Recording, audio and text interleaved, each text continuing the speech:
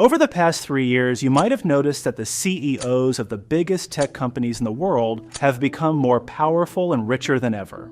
This is what victory feels like.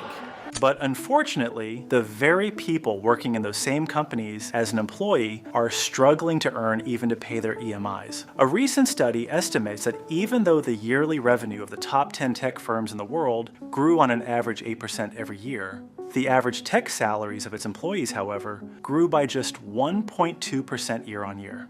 And it's not just tech companies, even fast food chains, medical and hospitality industries are seeing the same pattern. It clearly shows that with the rise of AI, companies now are becoming so greedy that they don't seem to care their employees' well-being. And it's not just about salary. More than 500,000 workers around the world have lost their jobs, with a large share of those cuts happening in the United States alone. Meta alone eliminated 11,000 positions, about 13% of its staff, the largest layoff in the company's history. What used to be the most admired career path in America has quickly turned into a story of broken expectations and fading dreams. But it wasn't always this way. For more than a decade, landing a job at a major tech company was the ultimate goal. These workplaces offer perks most people could only imagine: gourmet food served daily, on-site massage therapists, annual travel stipends, and coverage for gender-affirming healthcare. These weren't just jobs, they were alternate lifestyles that completely redefine workplace culture. Google received 2.5 million applications every year, with Fortune repeatedly naming it the best place to work. Netflix introduced unlimited vacation policies that seemed almost unreal. And between 2010 and 2019, the tech-heavy NASDAQ soared 347%, minting thousands of new millionaires through stock options and early equity. This period, now called the Golden Age of Tech, was not just fueled by innovation. After the 2008 financial crisis, interest rates were near zero, allowing startups and corporate giants to expand aggressively. Netflix's stock rose over 4,000% in a decade. Companies competed brutally for talent, driving up salaries and offering increasingly extravagant benefits. 9 of America's 15 highest-paying employers were tech firms. Entry-level engineers earned around $120,000, and director-level engineering roles at Meta could go as high as $250,000, even excluding stock bonuses. Then, the world changed. When the pandemic hit in 2020, tech demand exploded, by some estimates over 120%. Remote work went mainstream overnight. Streaming, cloud computing, e-commerce, digital tools all became essential. Believing this hypergrowth would last forever, many tech companies hired aggressively.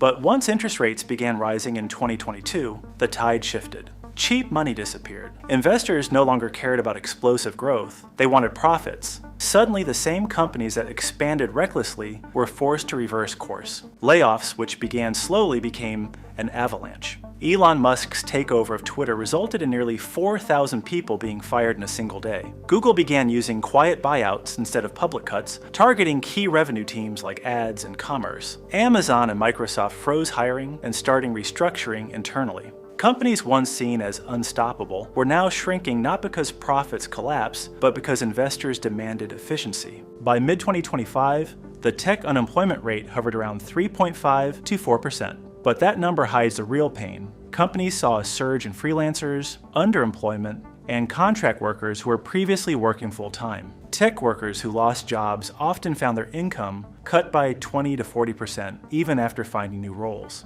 Wages have dropped nationwide. Entry-level tech openings fell by 50% since 2023. Only about 1/3 of laid-off tech workers found new positions within the same industry, usually in smaller firms. The oversupply of talent means employers now have the upper hand. And graduates entering tech face unemployment rates around 6%, higher than the national average. Meanwhile, American workers increasingly compete with overseas talent, some earning as little as $2 per hour in countries like India, Kenya, and the Philippines. The H-1B visa debate adds another layer. Tech companies have long used these visas to bring in skilled workers, sometimes at lower cost than domestic hires. Combined with global outsourcing, this means US workers are now competing on two fronts: against remote overseas labor and against visa holders willing to accept reduced packages for the opportunity to stay in the country. The generous perks that once defined Silicon Valley are disappearing fast. More than half of tech companies have cut benefits over the past year. Meta got rid of free laundry and trim wellness programs. Amazon removed spas and gym memberships. Google scaled back its famous free cafeteria offerings. The message is clear: the luxury campus lifestyle era is over. Even bonuses and internal programs have taken a hit.